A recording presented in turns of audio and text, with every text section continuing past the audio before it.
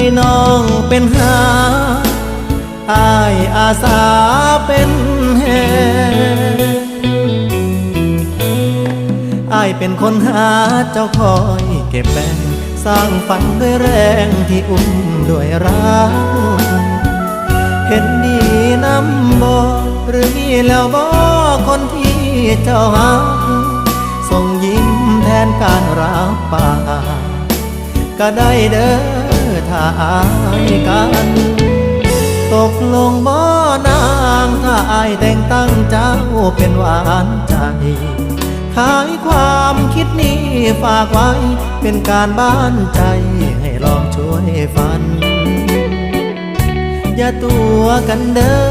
ถ้าน้องมีคนชายในฝันแต่ถ้าน้องเห็นงามตามนั้นเรามาสร้างฝันช่วยกันเด้อ